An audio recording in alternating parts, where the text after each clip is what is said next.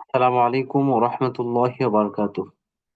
نحمده ونستعينه ونصلي على رسوله الكريم. نعوذ بالله من شرور أنفسنا ومن سيئات أعمالنا. ومن يهده الله فلا مضل له ومن يضلله فلا هادي له ونشهد أن لا إله إلا الله ونشهد أن محمدا عبده ورسوله. فإن أصدق الحديث كتاب الله وإن خير الهدي هدي محمد صلى الله عليه وسلم. شر الأمور محدثاتها وكل محدثة بدعة وكل بدعة ضلالة وكل ضلالة في النار. أعوذ بالله من الشيطان الرجيم. بسم الله الرحمن الرحيم. আলহামদুলিল্লাহ, আল্লাহ তাআলার বিশেষ শুকরিয়া আদায় করছি, যার বিশেষ রহমতে আমরা আজকে কোরআন ও সালাত অনুধাবন করতে ধারাবাহিক ক্লাসের তৃতীয় ক্লাসে সরি চতুর্থ ক্লাসে এসে উপস্থিত হয়েছে। আলহামদুলিল্লাহ, দেখতে দেখতে আমাদের 4টা ক্লাস শেষ হয়ে যাচ্ছে। আহ আগামী পঞ্চম ক্লাস শেষ হওয়ার পরে তখন দেখবেন মনে হবে যে কোর্সটা আমরা শেষের দিকে চলে আসছি, মানে তখন আমরা কাউন্ট ডাউন করবো যে আর কয়টা ক্লাস বাকি। আলহামদুলিল্লাহ, আমি আশা করছি যে আপনারা বরাবরের মতোই খুব প্রাণবন্ততার সাথে আজকে ক্লাসে জয়েন করেছেন। আমি আশা করছি আমার কণ্ঠ আপনারা শুনতে পাচ্ছেন, স্ক্রিনও দেখতে পাচ্ছেন। তো আমরা আজকে সরাসরি ক্লাসে চলে যাবো ইনশাআল্লাহ। আমাদের ক্লাসের বরাবরের মতোই 2টা অংশ থাকবে, একটা হচ্ছে কোরআন থেকে সূরা এবং ব্যাকরণ থেকে একটা অংশ। কোরআনের অংশে আমরা আজকে সূরা ইখলাস পড়বো ইনশাআল্লাহ। খুবই ছোট এবং তাৎপর্যপূর্ণ একটি সূরা। অন্যদিকে ব্যাকরণ অংশ থেকে আমরা পড়বো নতুন একটা টপিক, ক্রিয়াপদের অতীত, বর্তমান ও ভবিষ্যৎকালীন শব্দ। বিগত দিনগুলোতে আমরা পড়েছিলাম আহ সর্বনাম, কর্মবাচক সর্বনাম, সম্বন্ধবাচক সর্বনাম এবং কর্তৃবাচক সর্বনাম। আজকে আমরা সর্বনাম থেকে সরাসরি ক্রিয়াপদে চলে আসবো এবং কোরআনে ব্যবহৃত ক্রিয়াপদ গুলোর বেশিরভাগ শব্দের গঠন আমরা আজকে টাচ করবো ইনশাআল্লাহ। আল্লাহ আমাদেরকে তাওফিক দান করুন। এই জন্য আজকে ব্যাকরণ অংশটা অত্যন্ত গুরুত্বপূর্ণ হতে যাচ্ছে। পাশাপাশি আজকে সূরা ইখলাস খুবই সংক্ষিপ্ত এবং তাৎপর্যপূর্ণ সূরা। সব মিলে আজকের ক্লাসটা আমরা অত্যাধিক গুরুত্বের সাথে করবো বলে আমরা আশা করছি ইনশাআল্লাহ। মহান রবের কাছে তাওফিক কামনা করে আমরা সামনে অগ্রসর হব। সূরা ইখলাস খুবই ছোট এবং বহুল পঠিত একটি সূরা।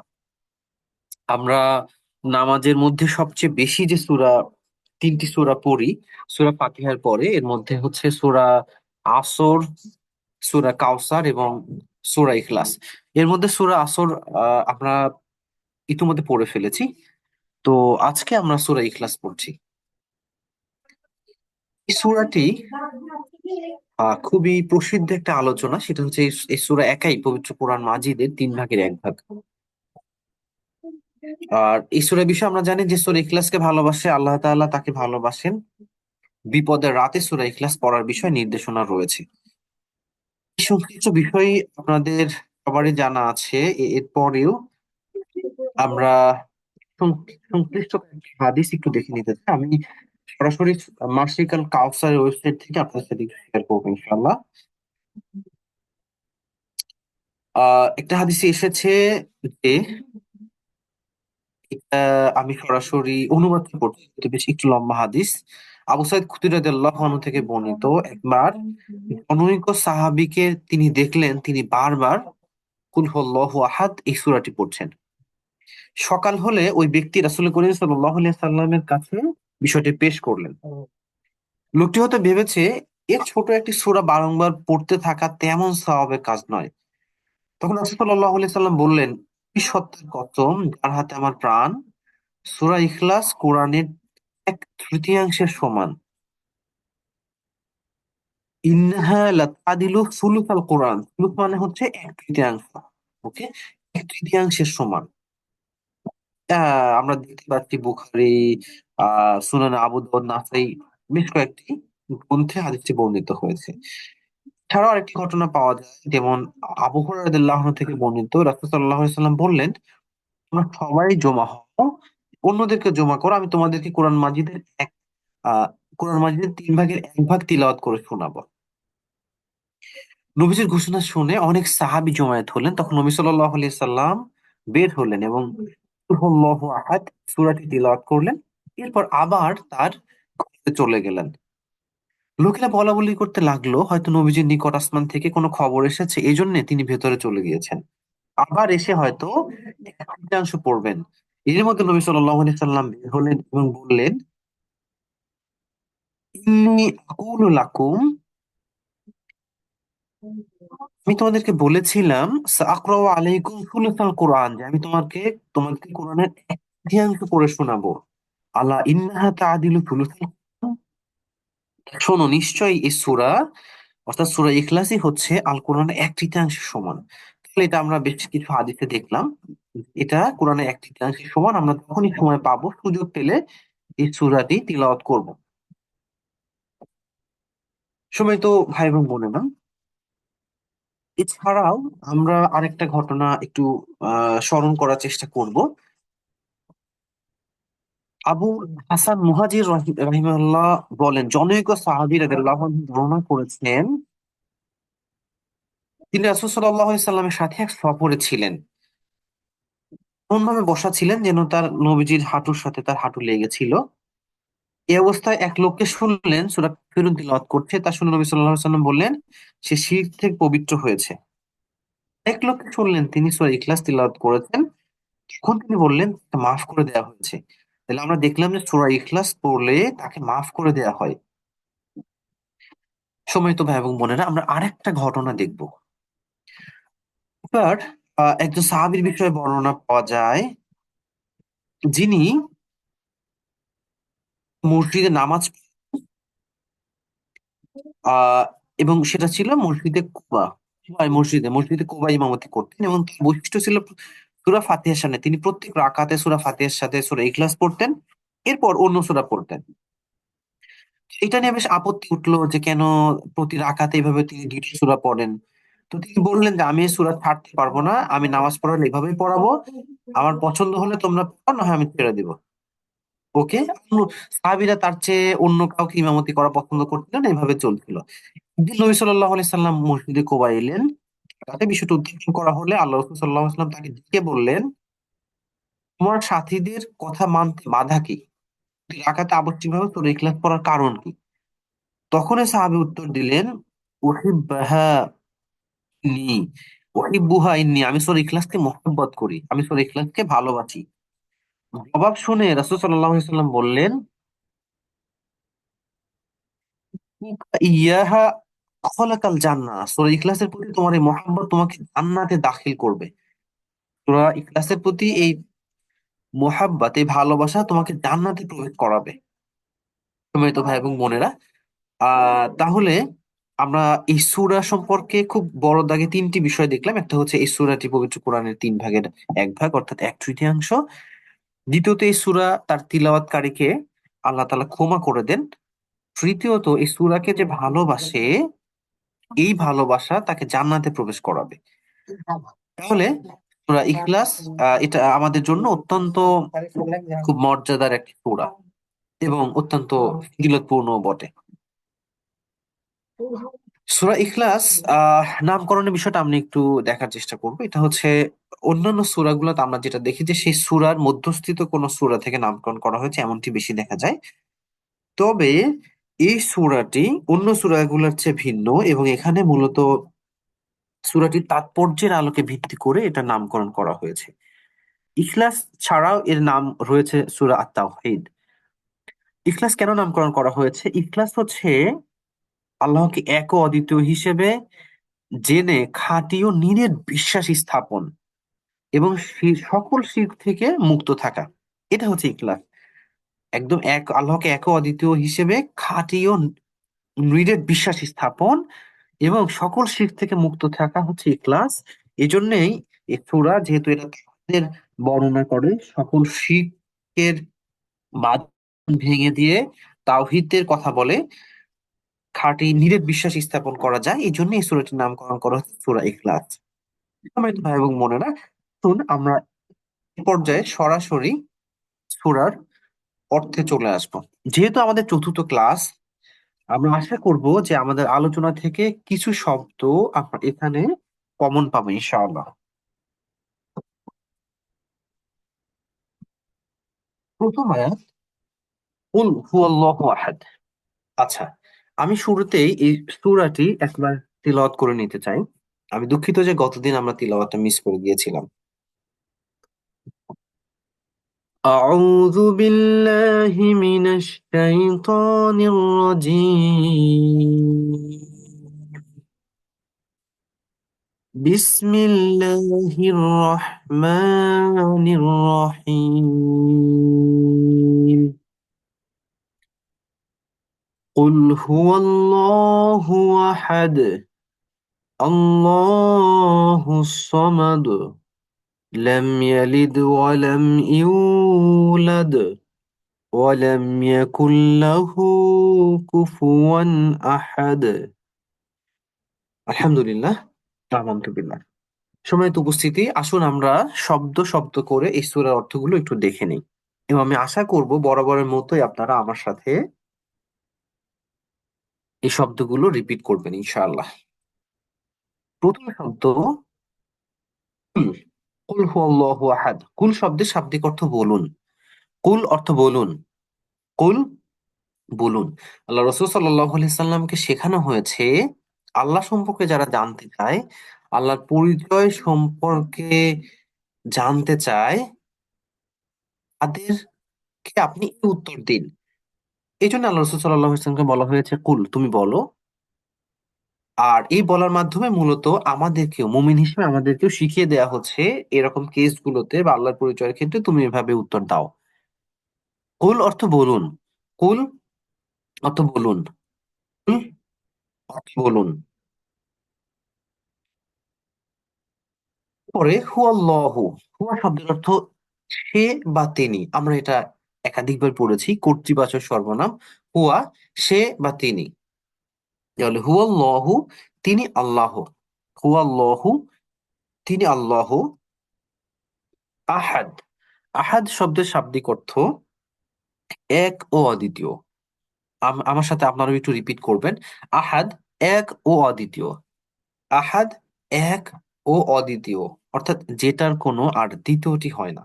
ওকে, তিনি একজনই, একক। ওকে, এক ও অদ্বিতীয়। এই সূরা শেষে আমরা লক্ষ্য করবো আহাদ শব্দটিকে আল্লাহ তাআলা বান্দার ক্ষেত্রে ব্যবহার করেছেন, তবে একটু ভিন্ন অর্থে। সেটা আমরা তখন দেখবো ইনশাআল্লাহ। আমরা এখানে পড়ছি আহাদ, এক ও অদ্বিতীয়। তাহলে পুরো আয়াতের অর্থ দাঁড়াচ্ছে, কুল তুমি বলো, আল্লাহু আহাদ, তিনি আল্লাহ, এক ও অদ্বিতীয়। আল্লাহ সামাদ। আল্লাহ তাআলা, আসমাদ অর্থ হচ্ছে অমুখাপেক্ষী বা স্বয়ং সম্পূর্ণ। ওকে, আমরা একটু শব্দটা অর্থ পড়ে নিই। আসমাদ, স্বয়ং স্বয়ং সম্পূর্ণ। স্বয়ং সম্পূর্ণ। স্বয়ং সম্পূর্ণ, বা যিনি কারো মুখাপেক্ষী নন। ওকে, এটা যদি খুব বড় দাগে আমরা বলতে পারি দুইটা বাক্যের মাধ্যমে, একটা হচ্ছে তাকে প্রত্যেকের প্রয়োজন, তাকে প্রত্যেকের প্রয়োজন। অন্যদিকে তার কাউকেও প্রয়োজন নাই, তিনি একদমই অমুখাপেক্ষী।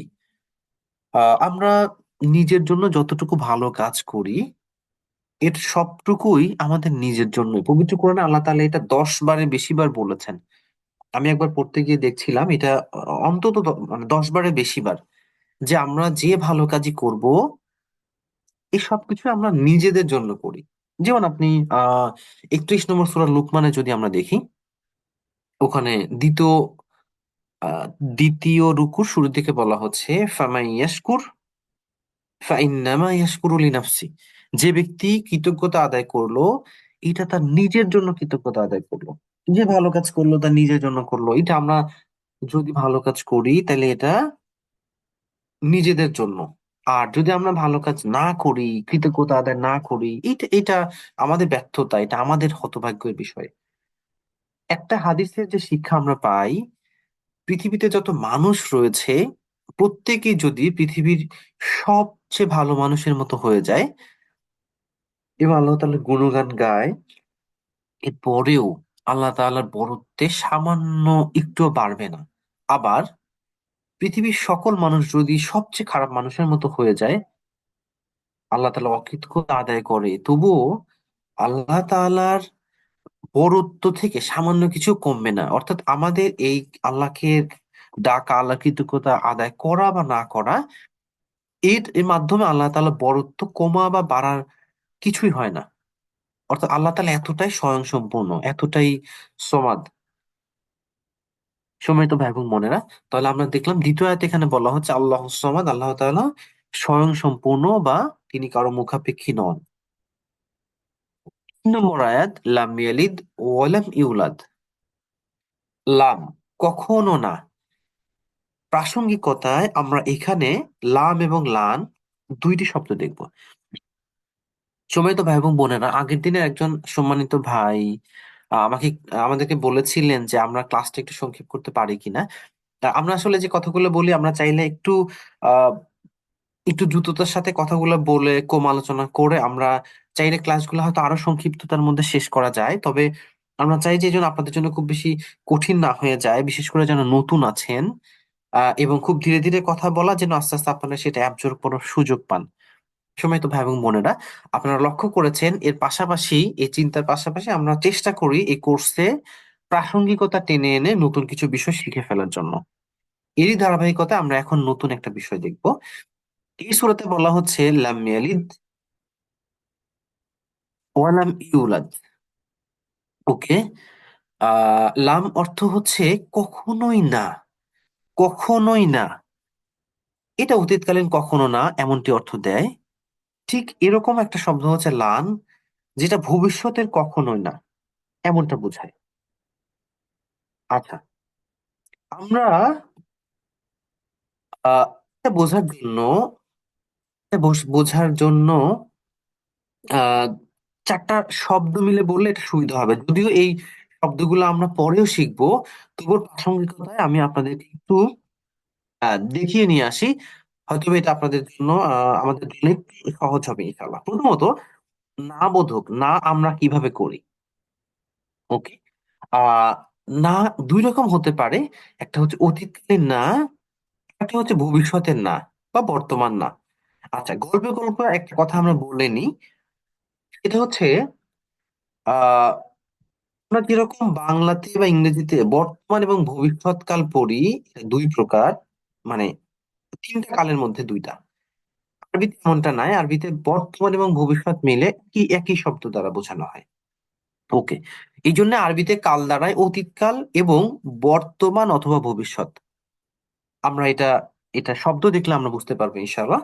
তো আমরা এখন যেটা বলতে চাচ্ছি, আরবিতে না বোধক করার ক্ষেত্রে অতীতকালীন না থাকবে এবং ভবিষ্যতের না থাকবে। ওকে। সো অতীতের নাটা কিভাবে হতে পারে? অতীতের না হচ্ছে ক্রিয়াপদের শুরুতে যখন মা যুক্ত হবে। দেখেন, খুব বিখ্যাত একটা আয়াত আমরা বের করেছি।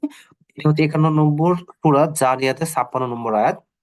ওমা খলাকতুল জিন্না ওয়াল ইনসা ইল্লা লিয়াবুদুন। খলাকতু শব্দের শাব্দিক অর্থ হচ্ছে আমি সৃষ্টি করেছি। এর অর্থ কেন আমি সৃষ্টি করেছি, এটা আজকের ক্লাসে আমরা শিখবো ইনশাল্লাহ। তাহলে খলাকতু আমি সৃষ্টি করেছি, পূর্বে যখন আমি মা ব্যবহার করেছি, আল্লাহ তাআলা মা ব্যবহার করেছেন, তখন অর্থ কি হবে? মা খলাকতু, আমি সৃষ্টি করি নাই। ওকে, আমি সৃষ্টি করি নাই। পুরো হাতে অর্থ কি দাঁড়াচ্ছে? ওয়ামা খলাকতুল জিন্না ওয়াল ইনসা, আর আমি জিন এবং মানুষকে সৃষ্টি করি নাই ইল্লা লিয়াবুদুন, আমার ইবাদত ছাড়া অন্য কোনো কিছুর জন্য। ওকে, তাহলে মা খলাকতু দ্বারা শাব্দিক অর্থ হচ্ছে আমি সৃষ্টি করি নাই। এটা অতীতের সাধারণ না। এখন আমি যদি অতীতকালীন জোরালো না বুঝাই, তাহলে আমি কি করব? তাহলে আমি যেটা করব সেটা হচ্ছে লাম ব্যবহার করব, এবং এই লাম ব্যবহার করার মাধ্যমে আমি অতীতকালীন জোরালো না বুঝাবো। ওকে। তো এটা কিভাবে হতে পারে? এইটা দেখার জন্য আমরা যেটা করব, সূরা বাকারায় চলে আসবো। দেখেন, সূরা বাকারার 23 নম্বর আয়াতে এখানে বলা হয়েছে, আল্লাহ বলছেন যে ওয়াইন কুনতুম, যদি তোমরা হও ফি রয়বিম, সন্দেহে, মিম্মা নাযালনা আলা আবদিনা, আমার বান্দার উপর, আমার বান্দার উপর যে কোরআন নাজিল করেছি এর প্রতি যদি তোমরা কোনো সন্দেহ পোষণ করো, অর্থাৎ মোহাম্মদ সাল্লাল্লাহু আলাইহি সাল্লামের উপর যেটা নাজিল হয়েছে যদি তোমরা সন্দেহ পোষণ করো, তো আজকে সূরাতিন মিন মিসলি, এরকম সূরা তোমরা বানিয়ে নিয়ে আসো। তো কি করো, দল সুহাদাকুম, তোমরা তোমাদের সাহায্যকারীদেরকে ডাকো, সাক্ষীদেরকে ডাকো, দেখাও যে তোমরা এটা বানিয়ে আনতে পারছো। মিন দুনিল্লাহ, আল্লাহ ছাড়াই তোমরা এটা বানাইছো, ইন কুনতুম সাদিকিন, যদি তোমরা সত্যবাদী হও। ওকে, এখন আল্লাহ বলছেন কি, ফা ইন লাম তাফআলু, এই দেখেন লাম ব্যবহার করেছেন আল্লাহ, অসম্ভব, অসম্ভব, ফাইন লাম তাফআলু, তোমরা অতীতে কখনোই এটা পারো নাই। ওকে, কখনোই পারো নাই, কখনোই পারো নাই। এই যে দেখেন, এইটা হচ্ছে অতীতকালীন জোরালো না। লাম হচ্ছে মানে যেটা ইম্পসিবল, অতীতকালে কখনোই সম্ভব নয়, এটা হচ্ছে লাম। এখন আসেন আমরা ক্লাসে চলে আসি।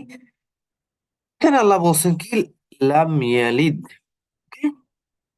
লাম ইয়ালিদ, তিনি কাউকে জন্ম দেন নাই।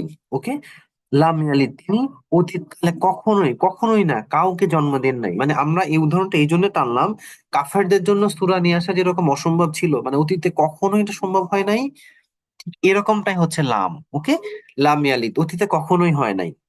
ওকে, আসেন ক্লাসে চলে আসি। এছাড়া ভবিষ্যতের আমরা সামনে আসবে তখন আমরা দেখবো। আহ প্রাসঙ্গিকতা আমরা একটু জেনে রাখবো যে অতীতকালে কখনোই হয় না, এটা যেরকম লাম হয়, ভবিষ্যতে কখনোই হবে না এটা বোঝানোর জন্য লান ব্যবহার হয়। এটুকু আমরা জেনে রাখি, নেক্সট আবার কোনো উদাহরণে আমরা এটা টানবো ইনশাআল্লাহ। তাহলে লাম ইয়ালিদ অর্থ হচ্ছে তিনি কাউকে, কখনোই না, কখনোই না, তিনি কাউকে জন্ম দেন নাই।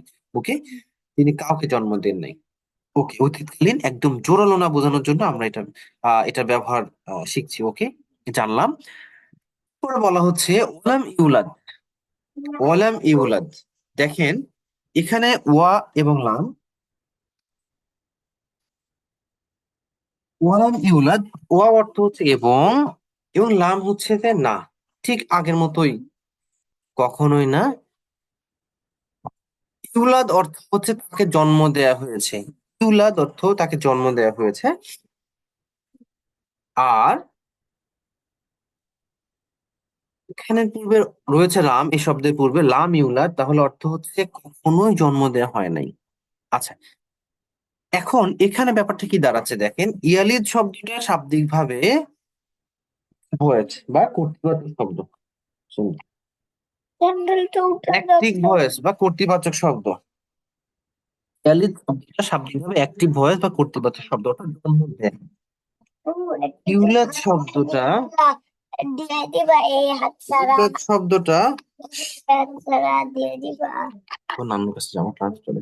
ইউলাদ শব্দটা শাব্দিক ভাবে প্যাসিভ ভয়েস, অর্থাৎ জন্ম দেয়া হয়েছে। ওকে, একটা হচ্ছে জন্ম দেয়া মানে নিজে জন্ম দেয়া, আর একটা হচ্ছে জন্ম, তাকে জন্ম দেয়া বা কেউ তাকে জন্ম দিয়েছে, ব্যাপারটা এরকম। এখন তাহলে লাম ইয়ালিদ অর্থ কি দাঁড়ালো, যে জন্ম দিয়েছেন এবং লাম আসার কারণে কখনোই জন্ম দেন নাই।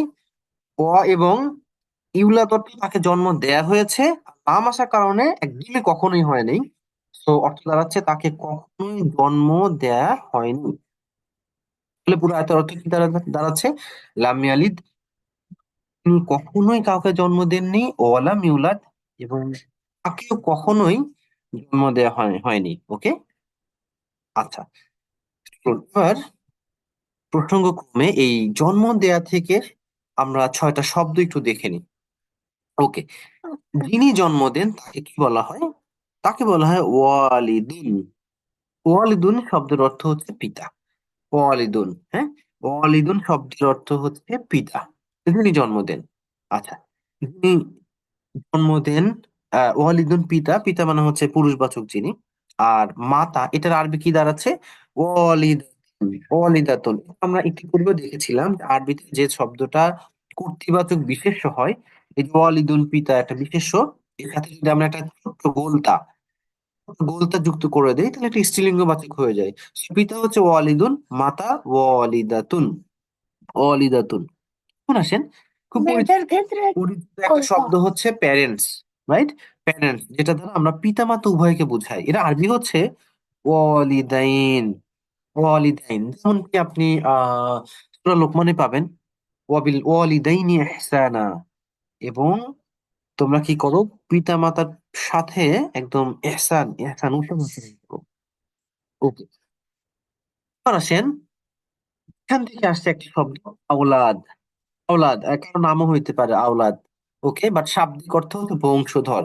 বংশধর সন্তান, তারপরে আরো আরো সব মিলে বংশধর। ওকে, এই মূল শব্দটা যদি আমরা টু টু ভার্ব দেখি, এটা হচ্ছে ওলাদা। ওলাদা শব্দের শাব্দিক অর্থ জন্ম দেয়া। ওলাদা শাব্দিক অর্থ হচ্ছে জন্ম দেয়া। আর খুব পরিচিত একটা শব্দ হচ্ছে মিলাদ। এই একই মূল বর্ণ থেকে এসেছে। মিলাদ শব্দের অর্থ জন্মের সময় বা জন্মের স্থান।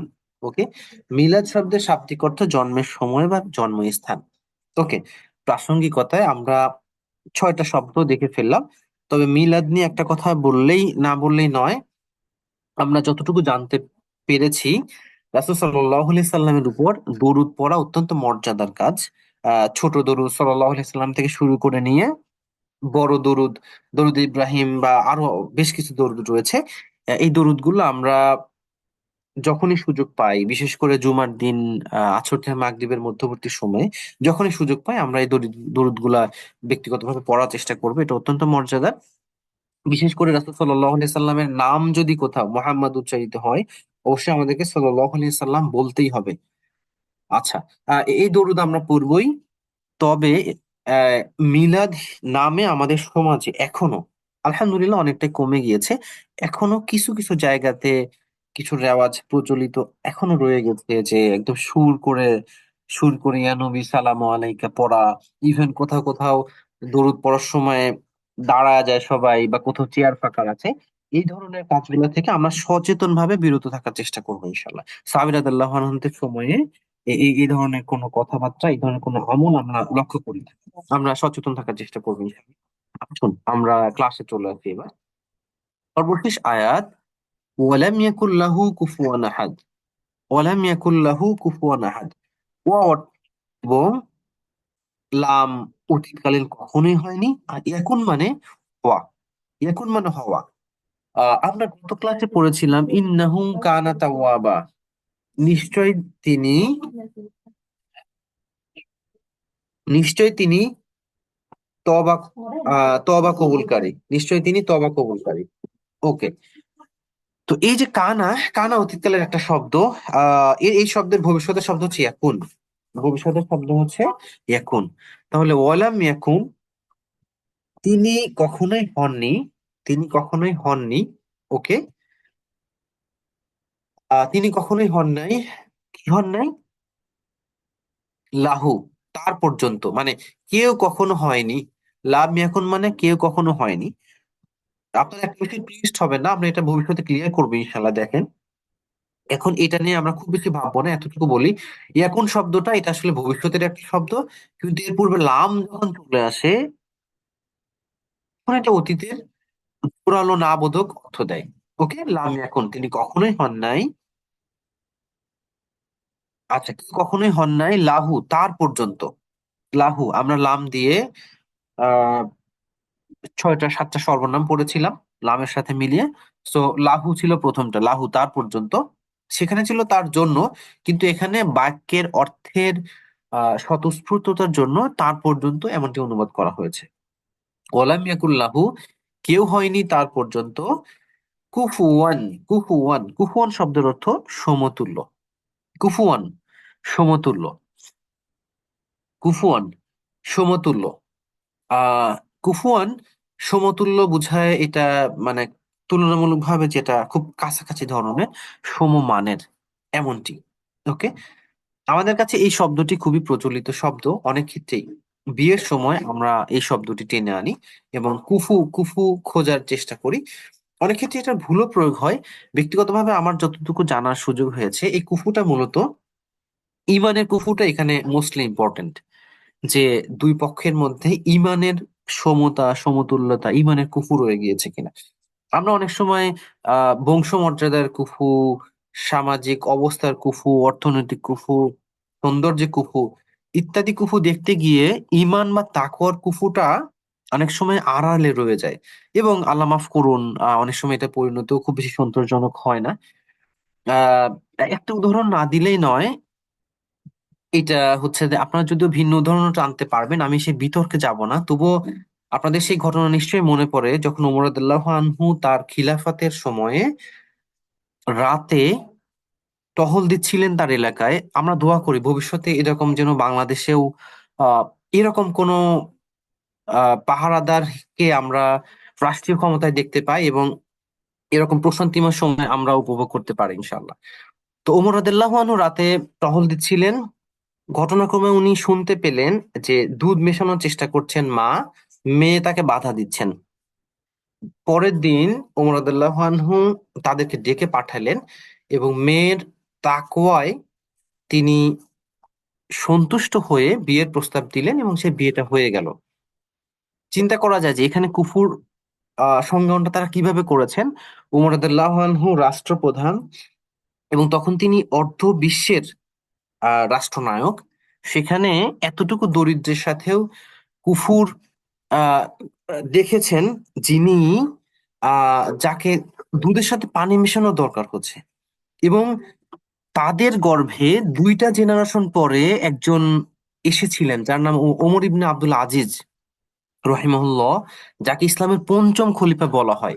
তো দেখেন এই এই কুফু তারা দেখেছিলেন, তাদের বিয়েটা হয়েছিল এবং তাদের দুইটা জেনারেশনের পরে এমন একজন এসেছিলেন দুনিয়াতে, যিনি যাকে বলা হয় ইসলামের পঞ্চম খলিফা। তো ভাই এবং বোনেরা, শুন আমরা এই কুফুর জায়গাটাতে ভবিষ্যতে ব্যক্তিগত জীবনে, সামাজিক জীবনে আমরা খেয়াল করার চেষ্টা করব, ইমানের কুফুটা টেনে নিয়ে আসার। আল্লাহ আমাদের তৌফিক দান করুন।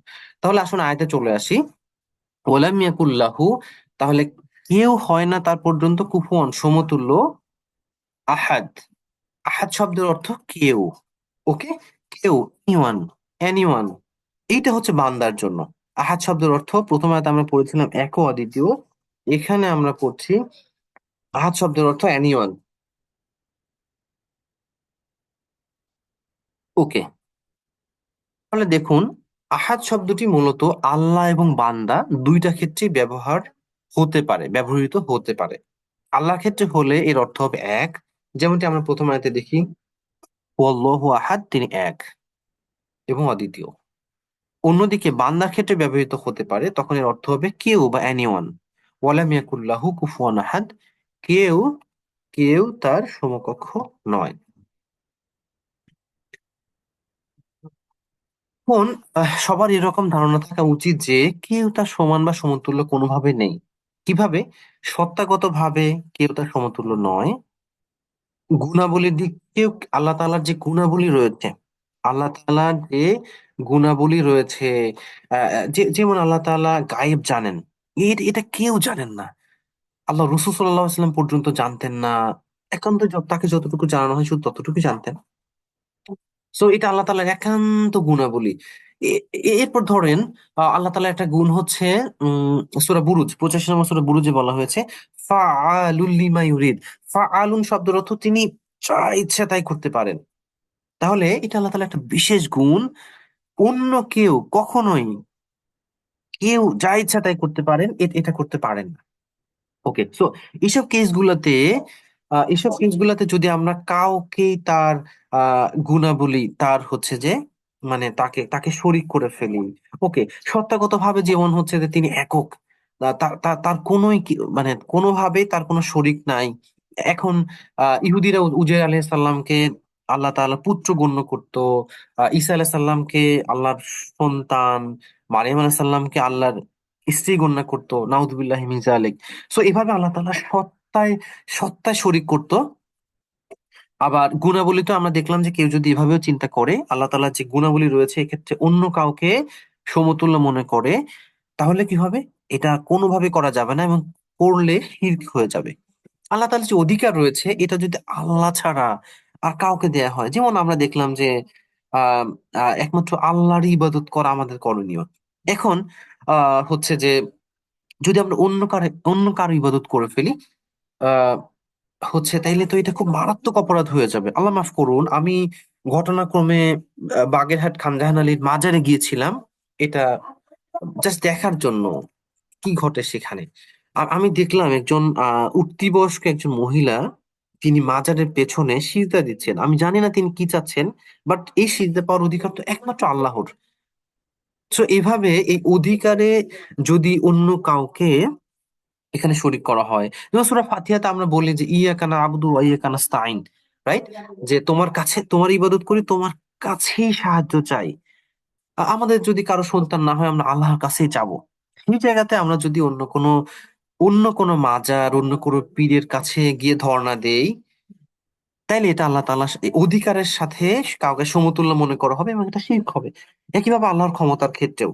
সো এই চারটা ক্ষেত্রে অত্যন্ত মারাত্মক বিষয়, যদি আমরা কোনোভাবে কাউকে, আল্লাহ ছাড়া কাউকে এখানে টেনে নিয়ে আসি, সত্তা, তার গুণাবলী, তার অধিকার বা তার ক্ষমতা, কোনো কিছুতে কোনো কিছুতে, যেমন তার ক্ষমতার মধ্যে রয়েছে তিনি গায়েব জানেন, তিনি গায়েব জানেন। সো যে আমরা যদি মনে করি যে কেউ গায়েব জানে, সে যে কেউ, এমন যদি আমরা মনে করি যে আল্লাহ রসুল সাল্লাহ সাল্লামও গায়েব জানতেন, নো, তিনিও গায়েব জানতেন না। তো আল্লাহ তাআলার সাথে এই চারটা বিষয়ে কেউ যদি কোনোভাবে কাউকে কাছে তুলে নিয়ে আসে, তখন এটা শিরক হবে। আমরা এই বিষয়ে অত্যন্ত সচেতন থাকার চেষ্টা করবো ইনশাআল্লাহ। তো ভাই এবং বোনেরা, তাহলে আমাদের খুব গভীরভাবে চিন্তা করতে হবে, এমন কেউ কি আছে যাকে আমি ভয় পাই? আমি কি কোনো উপকার আশা করি কারো কাছ থেকে? আমি কি মনে করি কেউ আল্লাহর থেকে বেশি ক্ষমতাবান? সুতরাং এই বিষয়গুলো থেকে আমরা সচেষ্ট থাকার চেষ্টা করব। আল্লাহকেই সর্বে সর্বা, এক অদ্বিতীয় এবং ক্ষমতার দিক থেকে সবকিছুতে তাকে সেভাবে চিন্তা করার চেষ্টা করব যেভাবে তিনি আমাদেরকে সংজ্ঞায়িত করেছেন, তাকে সংজ্ঞায়িত করেছেন আমাদের কাছে। ওকে। সুতরাং আমরা দোয়া করি যে হে আল্লাহ, আপনি আমাদের জন্যই যথেষ্ট হন, আমাদের যেন অন্য কারো কাছে কোনো কিছু চাওয়ার জন্য দরকার না হয়। সময় তো ভাই এবং বোনেরা, আলহামদুলিল্লাহ, আমরা সূরা ইখলাসের আজকের আলোচনা শেষ করলাম। যেহেতু খুব সংক্ষিপ্ত সূরা, আমরা একটু প্রাসঙ্গিকতা টেনে এনে কিছু বিষয় দেখার চেষ্টা করেছি। আমাদের চ্যাট বক্সে একজন ভাই লিখেছিলেন যে আগের ক্লাসের পড়া রিভিউ করলেন না। আমরা আসলে রেগুলার আগের ক্লাসের পড়া রিভিউ এটা আমরা প্ল্যানিং এ রাখিনি। আমরা জাস্ট যেদিন কুইজ হবে, কুইজের পরবর্তী দিন আমরা সেই কুইজের কোশ্চেন নিয়ে আলাপ করব। এইটা আমাদের প্ল্যানিং এ রয়েছে। এছাড়াও আমরা ব্যাকরণ পড়ার সময় আগের পড়া কিছুটা রিভিউ করে নিই, ব্যাকরণের অংশ থেকে। তো আমরা রেগুলার অন্যান্য পড়াগুলো আমরা রিপিট করছি না। আচ্ছা, একজন বোন জিজ্ঞেস করেছেন, আসলে কি অতীত লাম আগে এখন বুঝাবে? আসলে কি অতীত লাম আগে এখন বুঝাবে? আচ্ছা, আমি আসলে প্রশ্ন ঠিক ভালো ক্লিয়ার না, বাট এখন শব্দটা ভবিষ্যতের, লাম যখন এর আগে চলে আসবে তখন এটা অতীতের অর্থে চলে যাবে। এখন ভবিষ্যতের অর্থ থাকলেও, শব্দ থাকলেও এটা অতীতের অর্থ দিবে। যেমনটি আমরা পড়েছিলাম যে আহ, ইদা আসার কারণে অতীতকালের শব্দের পূর্বে ইদা আসলে সেটা ভবিষ্যতের অর্থ দেয়। ওকে, অনেকটা এরকম, যে ভবিষ্যতের অর্থের আসলে শব্দের আগে লাম আসলে অতীতের অর্থ দেয়, জাস্ট উল্টা একটা ঘটনা ঘটে যায়। ওকে।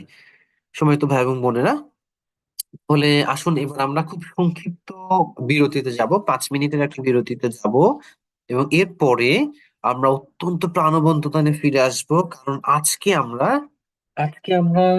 ক্রিয়াপদে যাব, এবং এই পদের ব্যবহার কোরআনে 10,000 বার, 10,000 বার আমরা যদি এই টাইপটা ধরে ফেলতে পারি ইনশাআল্লাহ। তো আমরা আশা করব যে আপনারা একটু মিস করবেন না ইনশাল্লাহ শেষ পর্যন্ত। আলহামদুলিল্লাহ, আমাদের আজকের উপস্থিতি গত ক্লাসের চেয়ে বেশি। আমরা আশা করব যে প্লিজ আপনারা বাকি 1.5 ঘন্টার সময় অত্যন্ত প্রাণবন্ত থাকবেন ইনশাল্লাহ। 5 মিনিটের সংক্ষিপ্ত বিরতিতে যাচ্ছি এবার। আসসালামু আলাইকুম।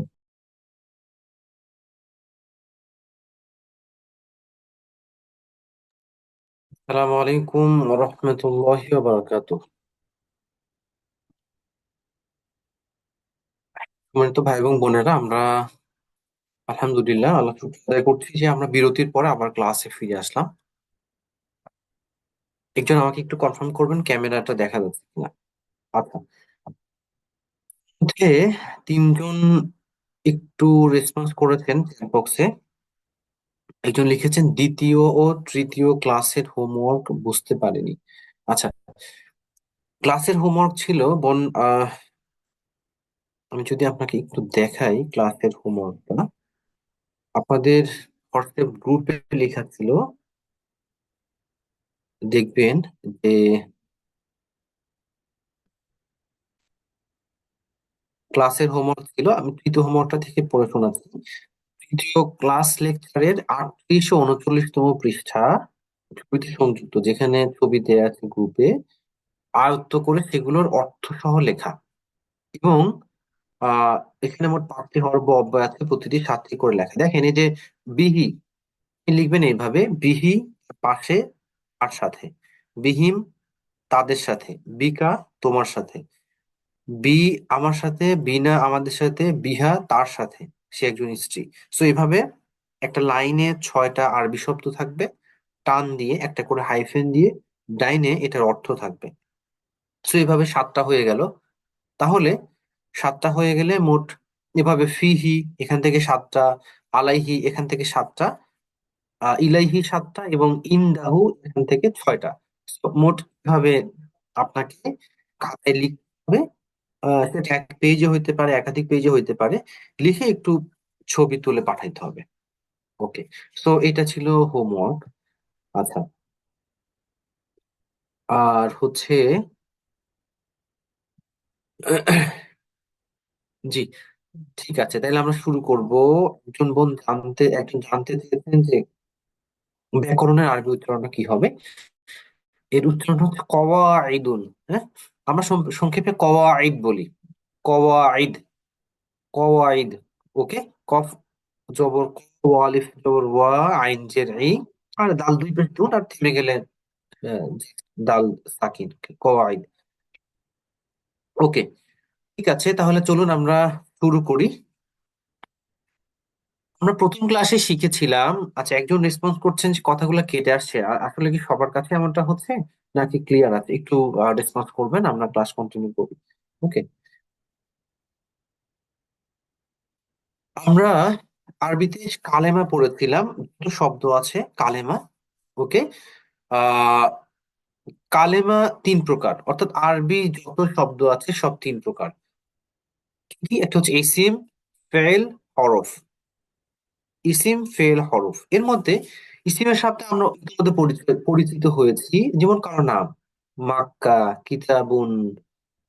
এখানে আপনাদের যত নাম আছে, right? Asifa, Halima, Nahida, Najma, okay sorry, seriously, Ahmed, everything, যত নাম আছে সব ইসিম। এরপরে যত গুণ আছে, যেমন ভালো, মন্দ, বিশ্বাসী, অবিশ্বাসী, হ্যাঁ, মুনাফিক। সো যত গুণ আছে, দানশীল, কৃপণ, যত গুণ আছে সব গুণই হচ্ছে, যদিও ইংরেজিতে অ্যাডজেক্টিভ আর একটা ফরমেশন আছে, বাট এগুলো আরবিতে সব ইসিমের মধ্যে। ওকে, তাহলে আমরা ইসিমের সাথে পরিচিত হয়েছি যে সকল নাম বা বিশেষ্য, নাম, গুণ এসবই হচ্ছে ইসিম বা বিশেষ্যর মধ্যে। এরপর রয়েছে ফেল বা ক্রিয়া, যা আমাদের কর্ম সম্পর্কে বলে, করা, যাওয়া, খাওয়া, আমরা যেটা ছোটবেলার সংজ্ঞায় পড়েছিলাম। সো এটা হচ্ছে ক্রিয়া, কোনো কিছু করা, যাওয়া, খাওয়া, এগুলা আরবিতে বলা হয় ফেল, ক্রিয়া, ইংরেজিতে ভার্ব বলি আমরা। ওকে। এছাড়াও রয়েছে হরফ বা অব্যয়। আমরা ইংরেজিতে প্রিপোজিশন, কনজাংশন, ইন্টারজেকশন, যে আহ, শব্দগুলা বলি, বাংলায় অব্যয়। তো এই যে আরবিতে এগুলাই বলা হয় হরফ। এর মধ্যে আমরা অনেকগুলো আহ শব্দের সাথে পরিচিত হয়েছি, যেমন বা, বি, বি অর্থ তে, এ, লি অর্থ জন্য, মিন থেকে, ফি মধ্যে, ইন্না নিশ্চয়ই, ইন্নামা কেবলমাত্র, ইলা দিকে, আলা উপরে, সো ইন দা নিকটে। এরকম অনেকগুলো হরফ বা অব্যয়ের সাথে আমরা পরিচিত হয়েছি। এটা আমরা বলছি যে যার অর্থ রয়েছে, তবে অর্থের পূর্ণাঙ্গতার জন্য কোনো একটি বিশেষ্য বা ক্রিয়াপদের সাথে আছে। ওকে। এবার তাহলে আমরা দেখতে পাচ্ছি এসএম এবং হরফ, এই দুইটি শব্দের সাথে ইতিমধ্যে আমরা পরিচিত হয়েছি। এখন আমরা ফেল বা ক্রিয়াপদের সাথে পরিচিত হব, এবং আমরা জানি এটাই হচ্ছে একটা বাক্য গঠনের খুব বেসিক জিনিস। ওকে। সো যেমন আমি যদি বলি আমি ক্লাস 10-এ পড়ি, I read in class 10। So I in class 10, so বিভিন্ন শব্দের কানেক্টিং শব্দটা হচ্ছে রিড, পড়া। অর্থাৎ ফেল যে থাকে মূলত তাকে কেন্দ্র করে একটা শব্দের, একটা বাক্যের ফরমেশন হয়। ওকে। তো এই ফেলের সাথে আমরা আজকে পরিচিত হব, ফেল বা ক্রিয়ার সাথে। ওকে। আচ্ছা, তো সম্মানিত ভাই এবং বোনেরা, তার আগে আমরা একটু অব্যয় সম্পর্কে একটু জানবো এবং তিনটি চারটি নতুন অব্যয়ের সাথে আমরা পরিচিত হব। ওকে। সূরা নাবাতে, ওকে, এটা হচ্ছে 30তম পারার প্রথম সূরাতে 5 নম্বর আয়াতে আমরা দেখি একটা শব্দ রয়েছে সুম্মা। সুম্মা কাল্লা সায়ালামুন। এই সুম্মা শব্দের শাব্দিক অর্থ অতঃপর। ওকে, এখানে আমরা তিনটা শব্দ শিখবো। সুম্মা অর্থ হচ্ছে অতঃপর। সুম্মা, অতঃপর। সুম্মা, অতঃপর। আমার সাথে একটু রিপিট করবেন আপনারাও। সুম্মা, অতঃপর।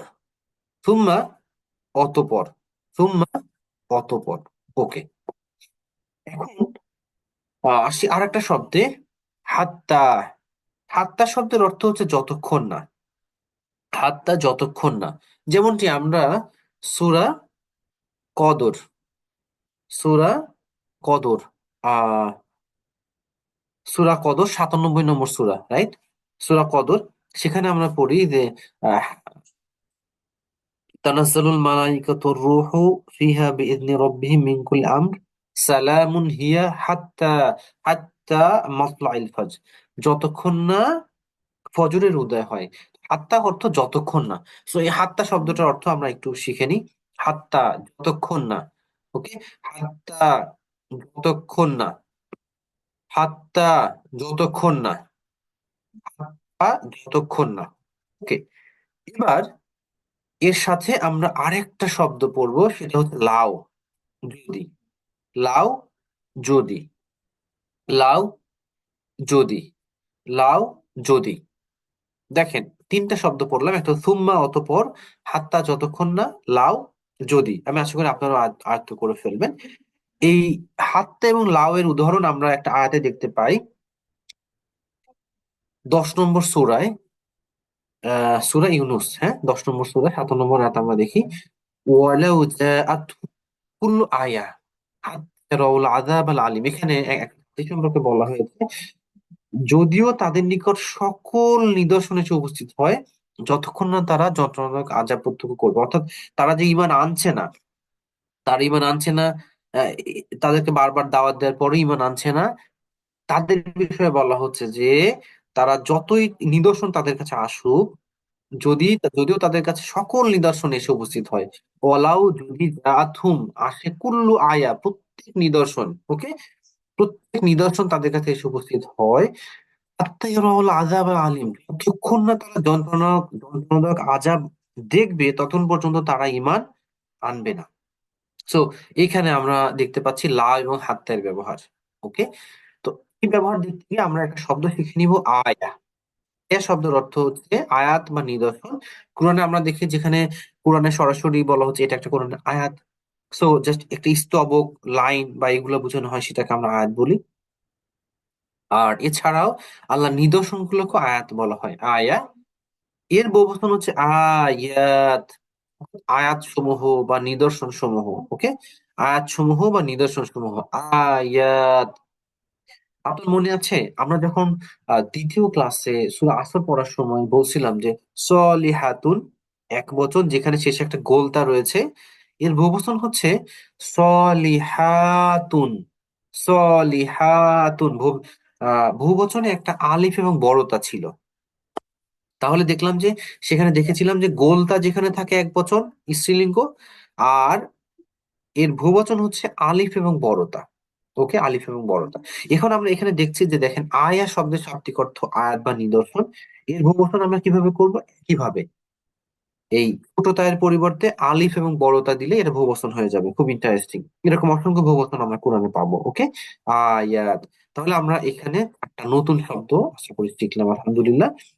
চলুন, কথা না বাড়িয়ে এবার আমরা সরাসরি ক্রিয়াপদে চলে যাই। জি।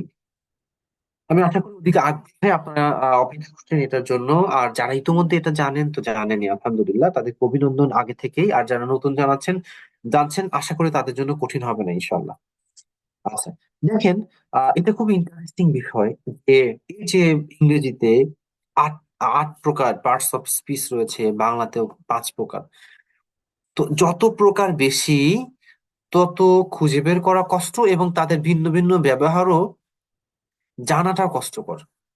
যে এটা কোথায় আসবে, বিসিএস এই কোশ্চেনটা এই প্রিপোজিশনটা কোনটা হবে, বারবার মুখস্থ করে ভুল হয়ে যায়। ওকে, বাট আরবিতে এটা খুবই সহজ। মাত্র তিন এসএম ফেল হরফ, অর্থাৎ সকল শব্দকে তিন ধরনের শব্দের মধ্যে নিয়ে চলে আসা হয়েছে, ফলে তাদের ব্যবহারও তিন রকম, জাস্ট ইট।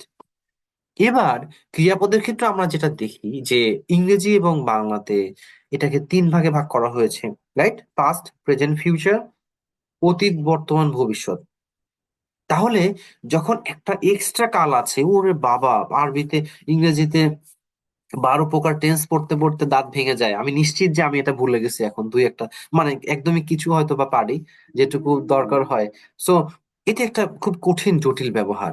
আরবিতে এটা খুবই সহজ করা হয়েছে, দেখেন এই 3 প্রকার কালকে দুই ভাগে নিয়ে আসা হয়েছে, অনলি টু।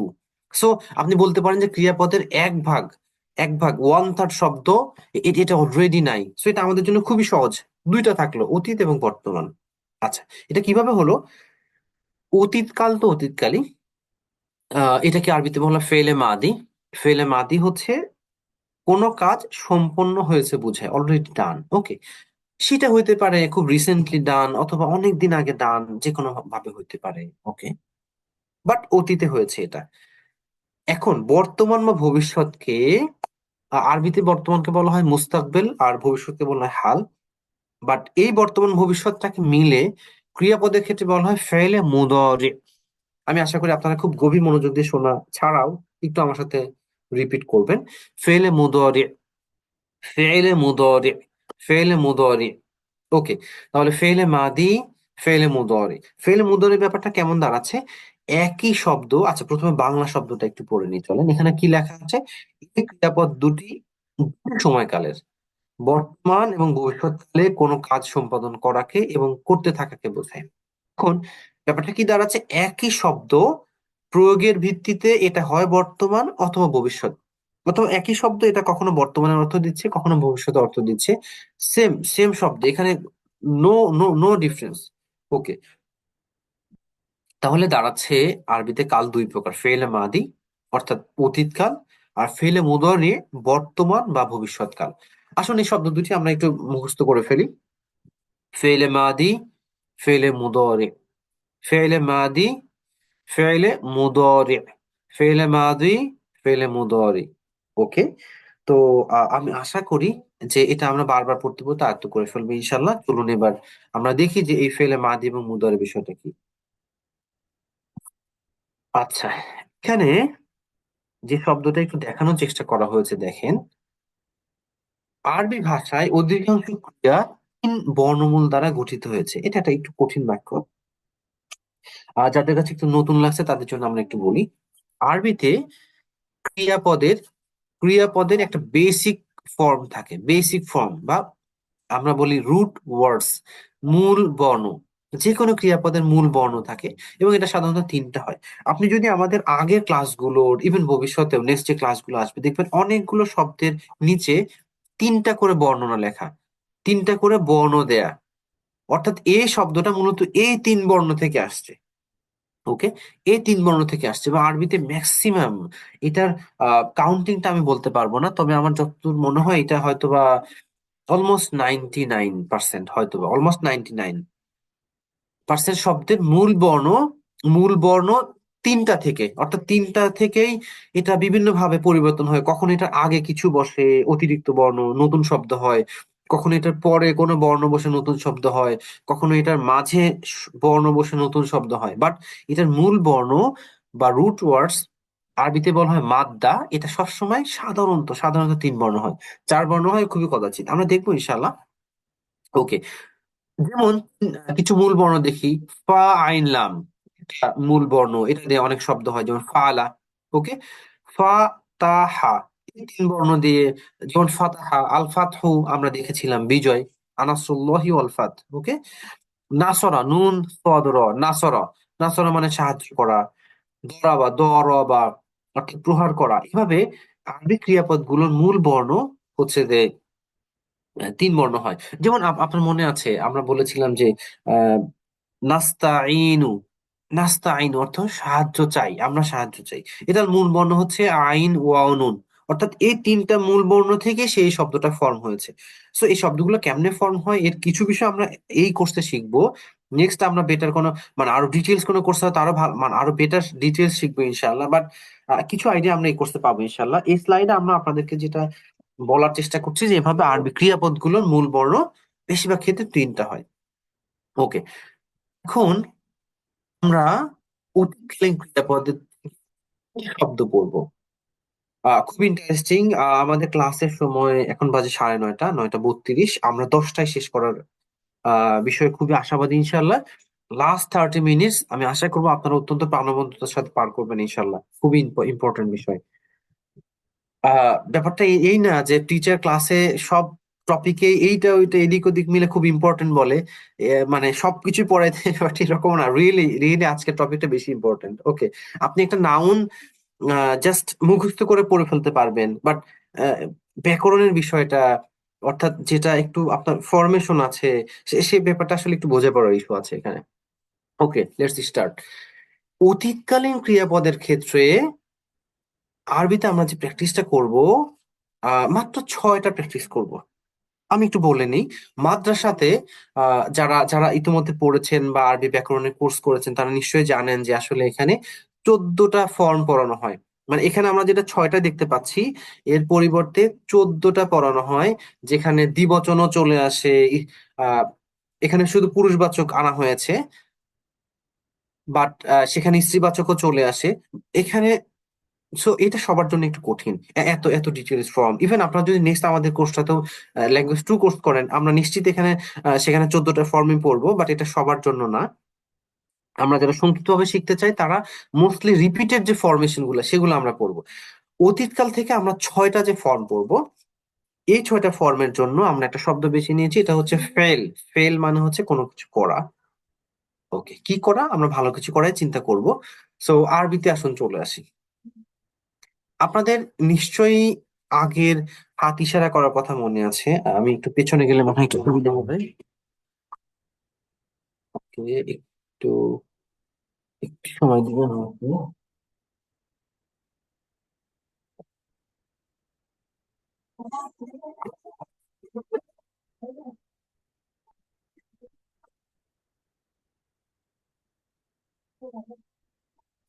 ওকে, আহ আমি আশা করি আপনারা হয়তো হিসাবটা দেখতে পাবেন।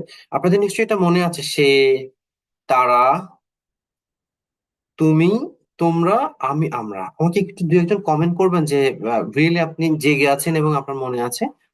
সে, তারা, তুমি, তোমরা, আমি, আমরা। রাইট? ওকে, তো এই প্র্যাকটিসটা আমরা এখন করব, এটা ক্রিয়াপদের সাথে। এই প্র্যাকটিসটাই আমরা করব ক্রিয়াপদের সাথে। ওকে, ওকে। মাহমুদ ভাই সহ অনেকে কমেন্ট করছে, আলহামদুলিল্লাহ। জি, আমি খুবই খুশি যে আপনারা জেগে আছেন এবং অ্যাক্টিভ আছেন, আলহামদুলিল্লাহ। প্রিয় ভাই এবং বোনেরা, আহ এই যে প্র্যাকটিসটা সে, তারা, তুমি, তোমরা, আমি, আমরা, এটা এখন আমরা ক্রিয়াপদের সাথে করব। যেহেতু এটা অতীত, অলরেডি ডান। সো সে করেছে, সে করেছে। তাহলে আমরা কিভাবে পড়বো? সে করেছে, তারা করেছে, তুমি করেছো, তোমরা করেছো, আমি করেছি, আমরা করেছি। ওকে, জাস্ট সেম প্র্যাকটিস। সো কেন এটা সে, কেন এটা, আমার মনে হয় যে এই আলোচনাটা এখন আর আমরা না করি, যেহেতু অলরেডি আমরা 3টা ক্লাসে এই আলোচনা করে ফেলেছি। তো তারপরে একটু বলে নিই যে আপনাদের নিশ্চয়ই মনে আছে যে এক আঙ্গুল দ্বারা এক বচন, চার আঙ্গুল দ্বারা বহু বচন, ডান হাত দ্বারা পুরুষ, বাম হাত দ্বারা মহিলা, দূরে হলে সে তারা, সামনে হলে তুমি তোমরা, আমার নিজের দিক হলে আমি আমরা।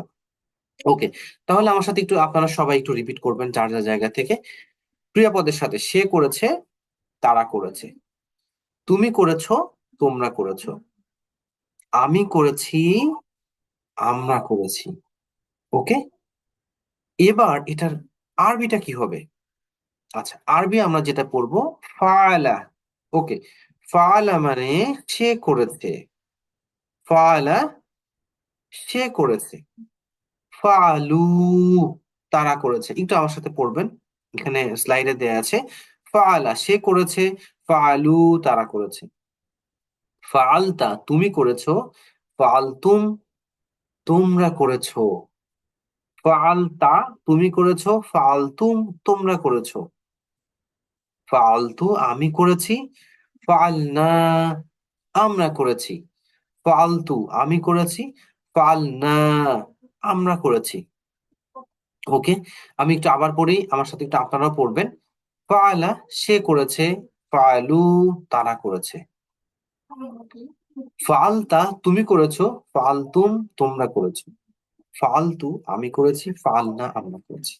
ওকে, প্রশ্ন হচ্ছে কি করেছি।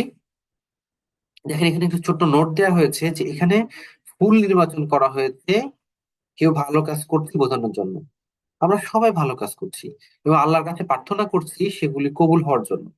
তাহলে আমরা যখন ফাআলা অনুসরণ করব, সে করেছে, কি করেছে মাথায় আমরা চিন্তা করব, সে ভালো কাজ করেছে। তুমি করেছো, তুমি কি করেছো, তুমি ভালো কাজ করেছো। আমি কি করেছি, ভালো কাজ করেছি। সো এটা জাস্ট একটু বেটার একটা থিঙ্কিং নিয়ে আসবে মাথার মধ্যে। সময় তো ভাই বোন বোনেরা, এখন আসেন, এখন এই স্লাইডে আসলে আমরা কি দেখছি। এই স্লাইডে দেখার বিষয় হচ্ছে যে এই যে 6টা শব্দ আমরা পড়লাম, এই শব্দের কিছু চিহ্ন রয়েছে। মূলত এই চিহ্নগুলো আমরা এই 6টা শব্দ থেকে বের করব, এবং এই চিহ্নটা যখনই অন্য কোনো শব্দের সাথে পাবো, তখন আমরা বুঝবো সেই শব্দটা অতীতকালের এবং তার অর্থটাও অতীতকালের একটা অর্থ। আচ্ছা, চিহ্নগুলো কি কি দেখেন। প্রথমত ফাআলা, এই ফাআলা শব্দের চিহ্ন হচ্ছে শেষ বর্ণে জবর। এটা খুবই ইম্পর্টেন্টলি মনে রাখার বিষয়। এটা খুবই ইম্পর্টেন্টলি মনে রাখার বিষয়। এখানে যা সামান্য একটু জবর জের পেশ চেঞ্জ হইলে আপনার অর্থটা চেঞ্জ হয়ে যাইতে পারে। ফাআলা সে করেছে, দেখেন শেষ বর্ণে জবর, শেষ বর্ণে জবর, এটা একটা চিহ্ন, এতটুকু আমরা মনে রাখি। পরে ফালু তারা করেছে, দেখেন ফালু তারা করেছে, এখানে কি চিহ্ন। চিহ্ন হচ্ছে শেষে ওয়াও আলিফ, তার পূর্বে পেশ। অথচ অথবা অন্তত আমরা ওয়াও আলিফটাকে চিহ্ন হিসেবে ধরি, ওয়াও আলিফ, ওকে, এটাই চিহ্ন। এরপরে এই চিহ্নগুলো কিভাবে কাজ করে আমরা একটু দেখবো ইনশাআল্লাহ। আমরা 6টা চিহ্ন দেখে নিই। দেখেন ফালতা তুমি করেছো, ফালতা তুমি করেছো। এই যে শেষ বর্ণে তা, তার আগে সাকিন, শেষ বর্ণে তায়ের জবর, তার আগে সাকিন হলে তুমি করেছো। এরপরে ফালতুম তোমরা করেছো, এটা চিহ্ন কি, শেষ বর্ণে তুম, তার আগে সাকিন। ওকে, শেষ বর্ণে তুম, তার আগে সাকিন, এটা চিহ্ন। অর্থাৎ এই 6টা শব্দ মনে রাখলে আমরা চিহ্নটা সহজে মনে রাখতে পারবো। ফালতু, ফালতু আমি করেছি, এটা চিহ্ন কি, এটা চিহ্ন হচ্ছে শেষ বর্ণে পেশ, তায়ে পেশ, তার আগে সাকিন, শেষ বর্ণে তায়ে পেশ, তার আগে সাকিন। আমরা করেছি ফালনা, ফালনা না শেষ বর্ণে না, নুন আলিফ জবর না, তার আগে সাকিন। এই 6টা শব্দ আমাদেরকে একদম মুখস্থ করে ফেলতে হবে। ওকে, আমি আমার বাচ্চাগুলাকে কয়দিন আগে বলছিলাম যে তোমরা এটা এমন ভাবে পড়ো, আমার ইচ্ছা আছে, নিয়ত আছে তাদেরকে হিফজ করানো, আলহামদুলিল্লাহ নাজেরা চলছে, যে চোখ বন্ধ করে পড়ো। সে ঠাস করে আমাকে প্রশ্ন করে বললো যে চোখ বন্ধ করে কি পড়া যায়। রিয়েলি পড়া যায় না, বাট না, ডিড আই মিন যে তুমি একদম খুব মনোযোগ দিয়ে পড়ো। এনিওয়ে, আপনাদেরকে কিন্তু এটা রিয়েলি চোখ বন্ধ করেই মুখস্থ করে ফেলতে হবে। তো এই 6টা শব্দ মনে রাখলে আমরা চিহ্নটা মনে রাখতে পারবো। এই চিহ্ন মনে রাখলে আমরা এই চিহ্ন দেখে, এখানে একটা বাংলা বাক্য লেখা আছে, এই গঠনের শব্দ কোরআনে প্রায় 5,000 বার এসেছে। অর্থাৎ এই যে 6টা চিহ্ন, এই 6টা চিহ্ন দিয়ে যদি আমরা শব্দগুলো চেনা শুরু করি, তাহলে আমরা প্রায় 5,000 বার শব্দ খুঁজে পাবো। ওকে, রিয়েলি, রিয়েলি। চলুন আমরা কোরআন থেকে একটু ঘুরে আসি। তো আমাদের হাতে আরো 20 মিনিট সময় আছে ক্লাসের, আমরা এর মধ্যে উদাহরণ দেখবো, বর্তমানেরও কিছু উদাহরণ দেখবো, এবং আমরা ক্লাস শেষ করবো ইনশাআল্লাহ। আচ্ছা, ওকে, আমরা পরিচিত কোনো সূরা থেকে যাব। আচ্ছা, এই যে দেখেন আমরা এখন আছি কোন সূরায়, সূরা বাকারাতে আছে। উয়াইদ লিল কাফিরিন, উয়াইদ লিল কাফিরিন, উয়াইদ, সে কি আছে, সাকিন, আয়া সাকিন, তার পূর্বে জবর, আয়া সাকিন, আহ তার পূর্বে জবর, এখানে দেখেন মিলে এখানে এখানে ওকে, না এটা এটা মিলবে না, এটা আমার এই ছয়টার বাইরে। ওকে, আমরা কোনো পরিচিত সূরাতে চলে আসি, ফাতিহাতে চলে যাই। এটা বেটার, আমরা সহজে আর পাবো ইনশাআল্লাহ। এখানে এখানে শেষের আয়াতে দেখেন, আমি আশা করি আপনারা দেখতে পাচ্ছেন। শেষের আয়াতে আন আমতা, আন আমতা, এখানে কি আছে? আমতাতে আছে আয়ে জবর তার পূর্বে সাকিন, আয়ে জবর তার পূর্বে সাকিন, রাইট? কার সাথে মিলে যায় দেখেন? ফালতা, ফালতা আয়ে আহ তায়ে জবর তার পূর্বে সাকিন। ওকে, সেম জিনিস আমরা সূরা ফাতিহাতে পাচ্ছি। আনাম, আলতা অর্থ ছিল তুমি করেছো। এখন আনামতা অর্থ কি দাঁড়াবে? মূল বর্ণের অর্থ হচ্ছে নিয়ামত দেয়া। তাহলে আনামতা, তুমি নিয়ামত দিয়েছো। মূল বর্ণ পার্থক্য হওয়ার কারণে তার শব্দ অর্থটাও ভিন্ন, বাট এতটুকু কমন যেটা অতীতকালের অর্থ। ওকে, আলতা তুমি করেছো, নাম তুমি নিয়ামত দিয়েছো।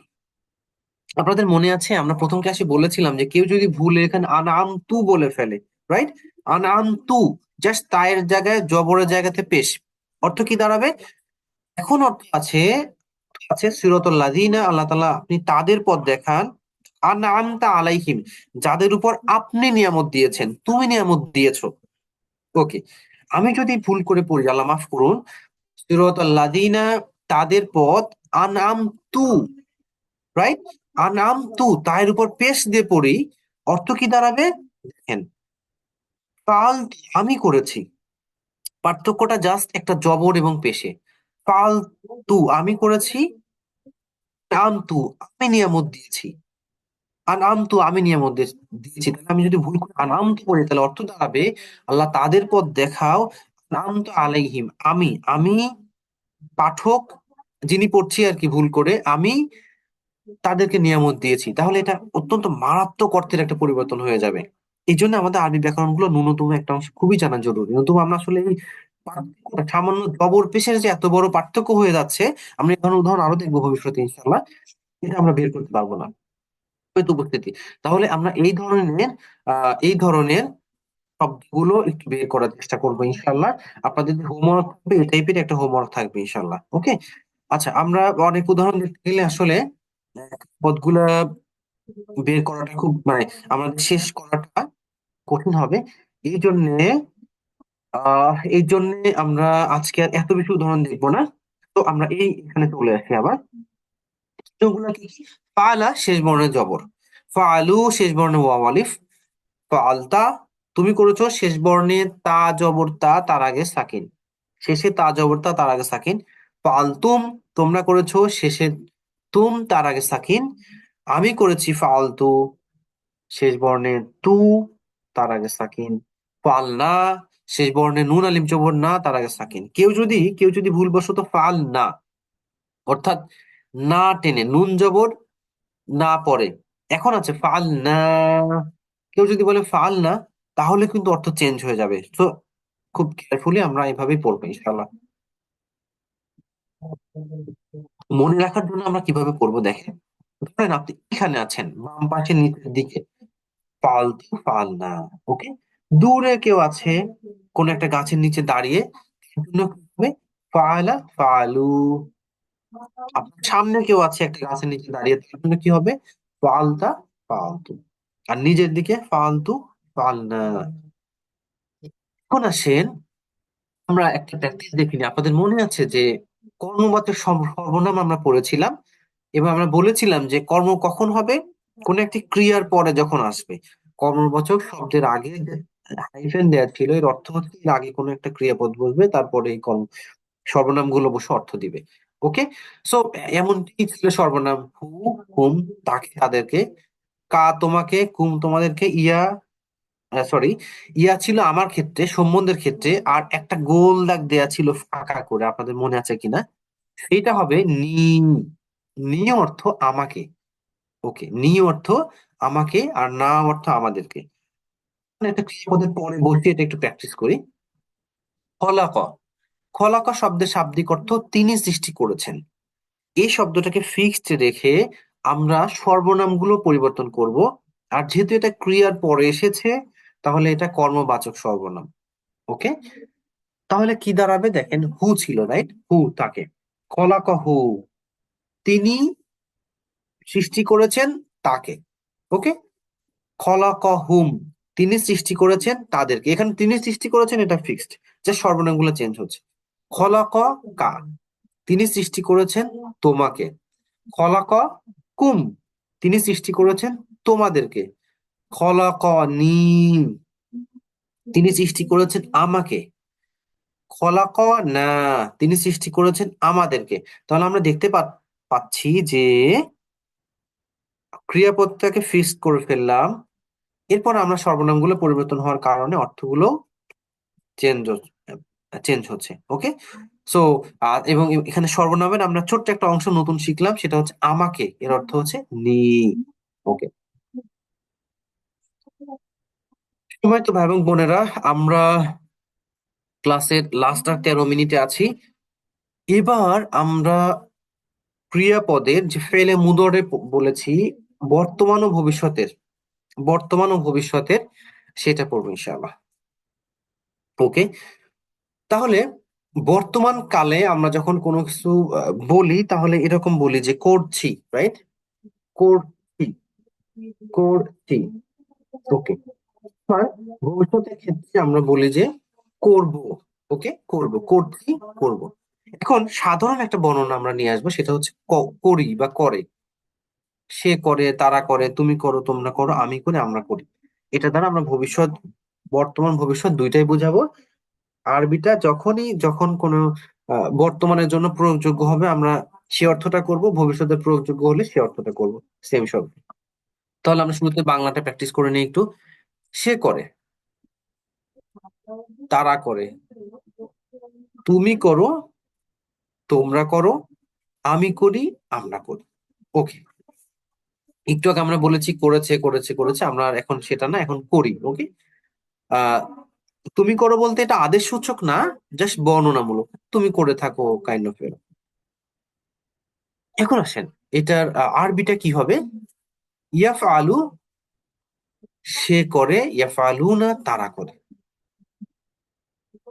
ইয়াফ আলু সে করে, ইয়াফ আলু না তারা করে। ওকে, তাফ আলু তুমি করো, তাফ আলু না তোমরা করো। তাফ আলু তুমি করো, তাফ আলু না তোমরা করো। আফ আলু আমি করি, নাফ আলু আমরা করি।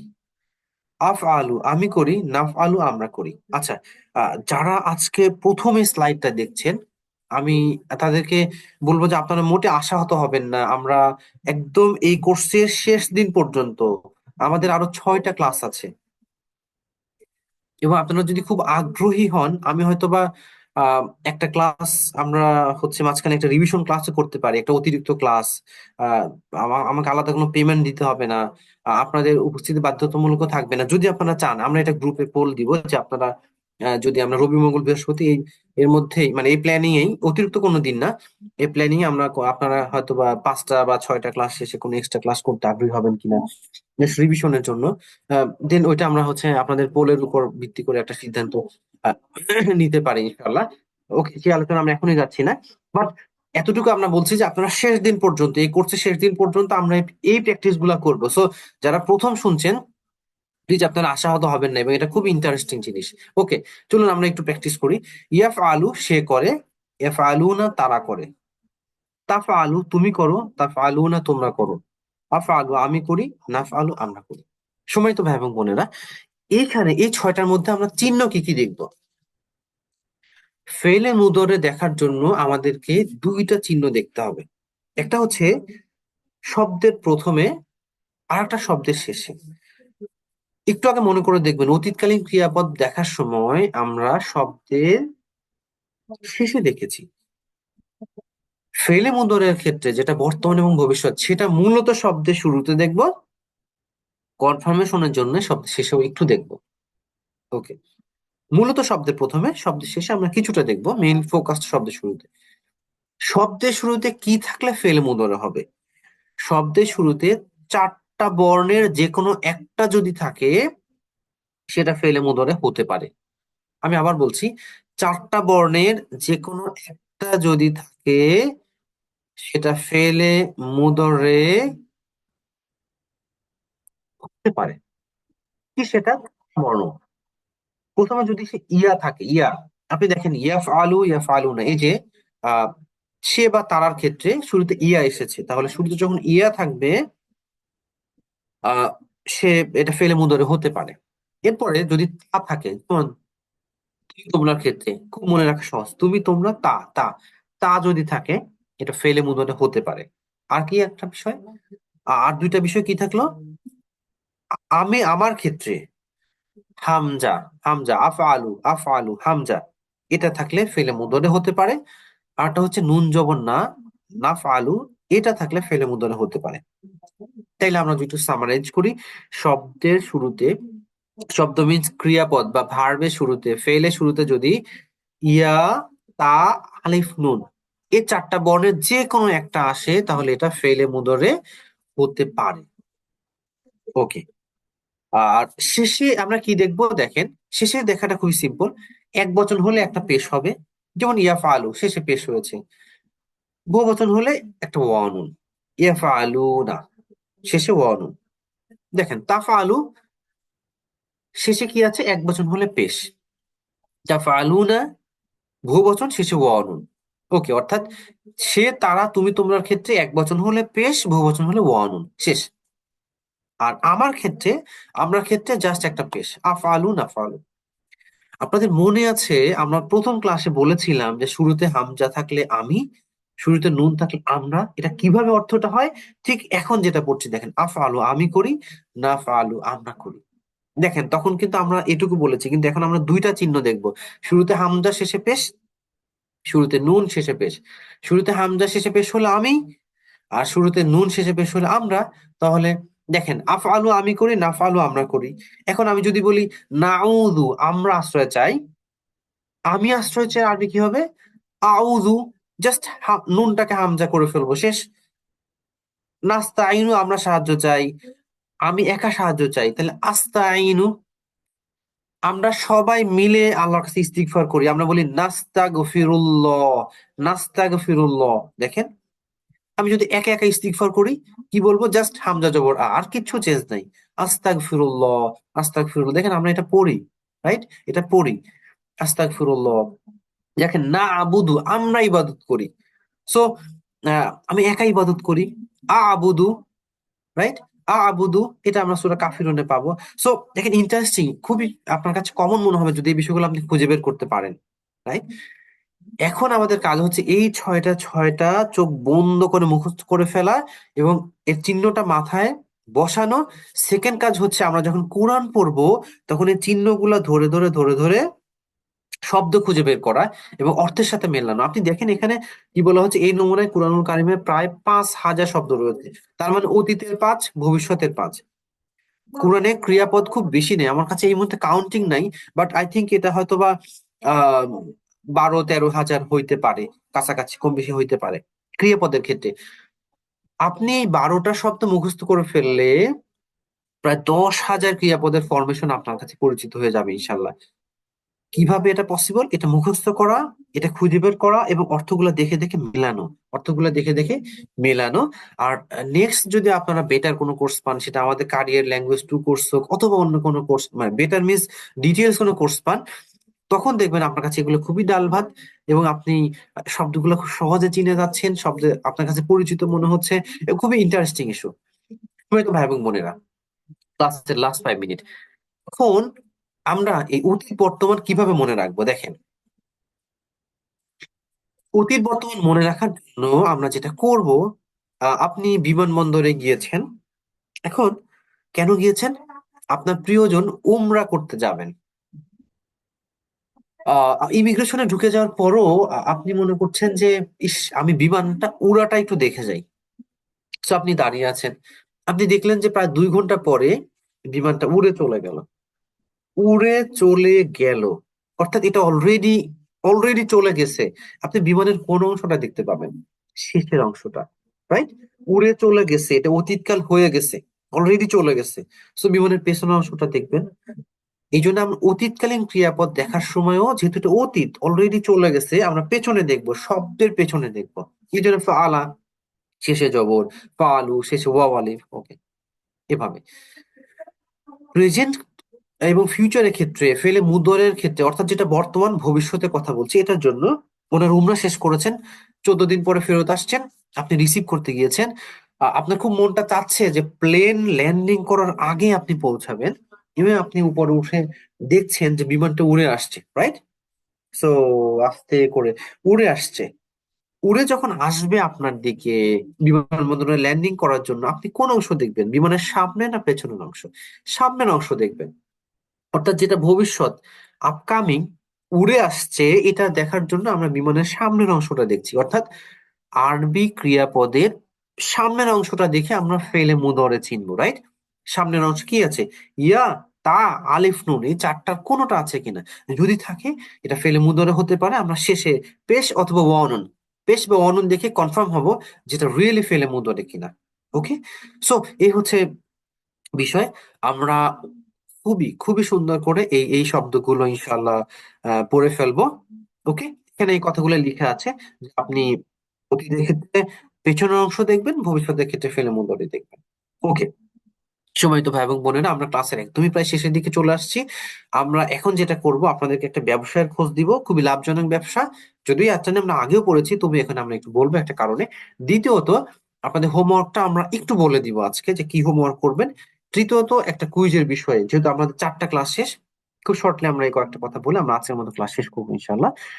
একটা উত্তম ব্যবসা, যেটা সূরা সফ 61 নম্বর সূরা সফে বলা হয়েছে। আল্লাহ বলছেন যে ইয়া আইয়ুহাল্লাযীনা আমানু, হে ঈমানদারগণ, আল আদুল্লুকুম আলা তিজারা, আমি কি তোমাকে একটা ব্যবসা সম্পর্কে বলে দিব, তুনজিকুম মিন আযাবিন আলিম, যেটা তোমাদেরকে কষ্টদায়ক আযাব থেকে বাঁচাবে। এই ব্যবসার কাজ হচ্ছে, দেখেন আমরা এত এনেছিলাম অন্য একটা বিষয় বোঝার জন্য, বাট আজকের আনার কারণটা ভিন্ন। আজকে আরেকটা বিষয় বোঝার জন্য।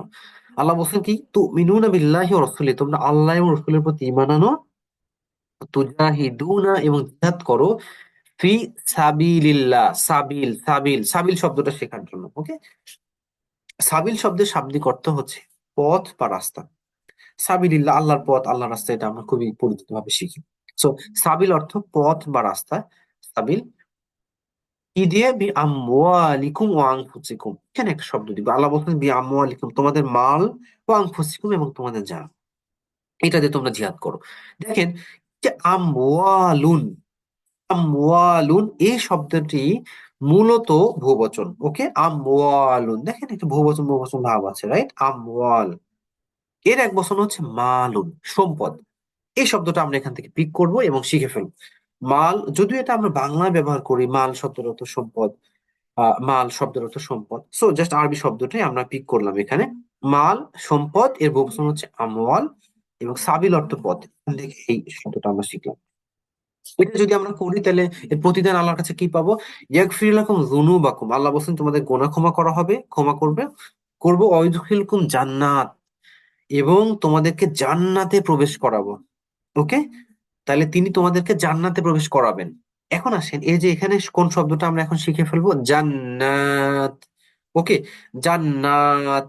দেখেন আমরা ইতিপূর্বে শিখেছি যে কোন শব্দের শেষে যদি আলিফ এবং বড়তা থাকে, তাহলে সেটা বহুবচন এবং স্ত্রীলিঙ্গবাচক শব্দ, তাই না? সামাওয়াত, আয়াত, রাইট, সলিহাত আমরা পড়েছিলাম। তাহলে জান্নাত শব্দটা বহুবচন এবং স্ত্রীলিঙ্গবাচক শব্দ। তাহলে বহুবচন যদি হয়, তার এক বচন কি হবে? সেটা আমরা শিখে ফেলেছি যে আলিফতা যদি বহুবচন হয়, এক বচন হচ্ছে ছোটতা, গোলতা। তাহলে জান্নাহ, হ্যাঁ, জান্নাতুন, হ্যাঁ, জান্নাহ, এটা হচ্ছে এক বচন। শাব্দিকভাবে এর অর্থ হচ্ছে বাগান। জান্নাত যদি আমরা বেহেশত বলি, এটা ফার্সি শব্দ খুব সম্ভবত। জান্নাত শব্দের শাব্দিক অর্থ বাগান।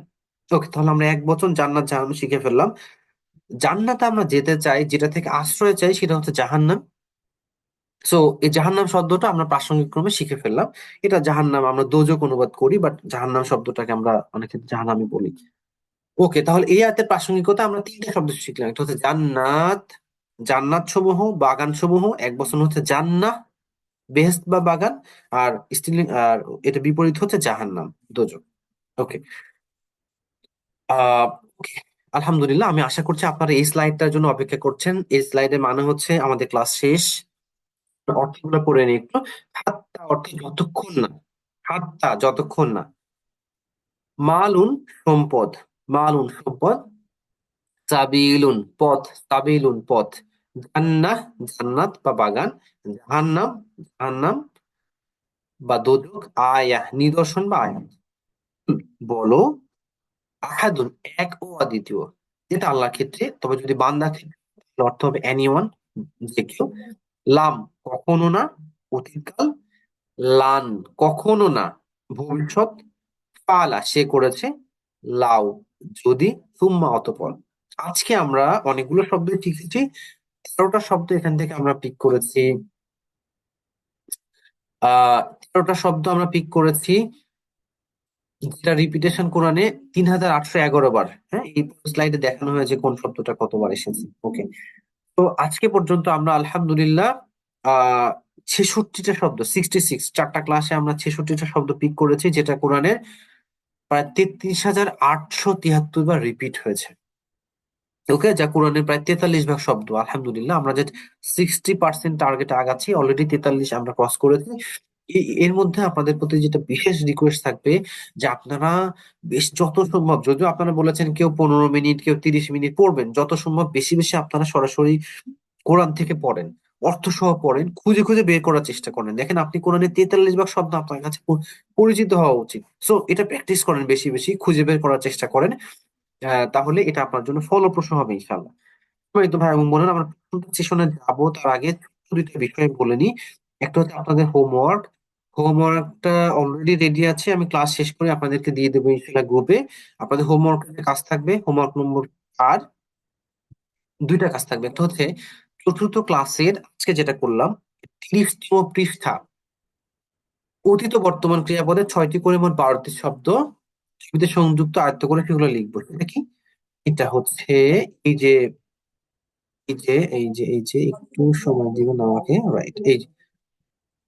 এই যে শব্দগুলো সবই লিখবেন। ফালা, শুরুতে একটা শিরোনাম দিলেন, ফেলে মাদি বা অতীতকাল। দেন ফালা সে করেছে, ফালু তারা করেছে। দেখেন, এটা আসলে জাস্ট এখানে এইটারই রিপিট করবেন জাস্ট।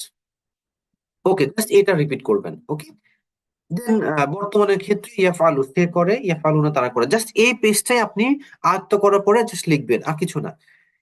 এটা হচ্ছে প্রথম কাজ, হোমওয়ার্কের প্রথম কাজ। সেকেন্ড আর একটা কাজ, যেটা এগুলো আয়ত্ত করার জন্য করা খুবই জরুরি, সেটা হচ্ছে, দেখেন, আশা করি দেখতে পাচ্ছেন, আমি পড়ে শোনাই। অতীত ও বর্তমান ক্রিয়াপদের 6টি করে মোট 12টি শব্দের মতো করে করে শব্দ কোরআন থেকে অর্থ সহ লেখা। এখন আমি উদাহরণ দিয়েছি দুটা, দেখেন। আপনি লিখবেন মোট 6টা শব্দ, মোট 12টা শব্দ, রাইট? ফাআলা, এই ফাআলার মধ্যে একটা শব্দ কি আছে, যেমন আমি একটা উদাহরণ দিয়েছি, আরসালা।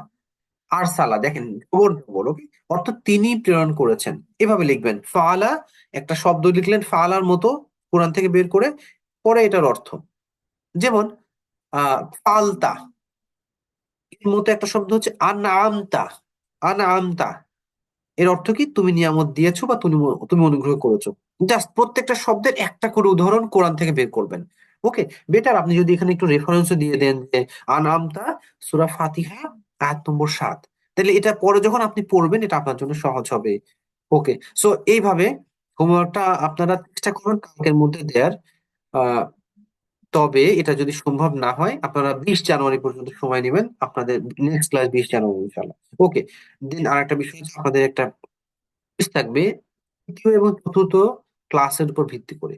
কুইজের প্রশ্ন আজকে আমরা দিয়ে দিব।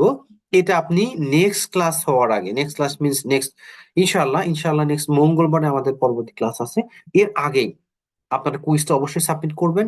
কারণ আপনারা জানেন যে বেস্ট কিছু কুইজের হাইস্ট স্কোরকারীকে পুরস্কৃত করা হবে ইনশাল্লাহ। আর চতুর্থ ক্লাসের পরে পঞ্চম ক্লাসের সময় আমরা এই দ্বিতীয় কুইজের প্রশ্নোত্তর গুলো আলাপ করব। তো যখন আমরা প্রশ্নোত্তর আলাপ করে ফেলবো, সো এই সেই কুইজের পরে দেয় নো মিনিং। সো আমরা সেটার কাউন্ট করব না। সো ক্লাসের আগেই, ক্লাসের আগে রাত 8টার আগে, নেক্সট ক্লাসের আগে আপনি এই দ্বিতীয় কুইজটা দিয়ে দিবেন ইনশাল্লাহ। সম্মানিত ভাই এবং বোনেরা, এ পর্যায়ে আমরা আলহামদুলিল্লাহ, আমরা আল্লাহ তাআলার বিশেষ অনুগ্রহে আমরা এই কোর্সের 4টা ক্লাসের মধ্যে শেষ করতে পেরেছি। এবং আমরা দেখেছি যে কোরআনে বেশ কিছু বিষয় আমাদের কাছে এখন আস্তে আস্তে পরিচিত হওয়া শুরু হয়েছে। বাকিটুকু নির্ভর করবে আপনাদের সবার আহ খুব বেশি বেশি প্র্যাকটিসের উপর। আল্লাহ এটা সহজ করে দিন। আমরা লেগে থাকবো ইনশাল্লাহ শেষ ক্লাস পর্যন্ত। পরবর্তী ক্লাসের জন্য প্রস্তুত হন। আল্লাহ আপনাকে কোরআন শিক্ষার জন্য মনোনীত করেছেন। এই জন্য আল্লাহ তাআলার প্রতি কৃতজ্ঞ হন, তার মনোনয়ন পরিত্যাগ করবেন না, হাল ছেড়ে দিবেন না।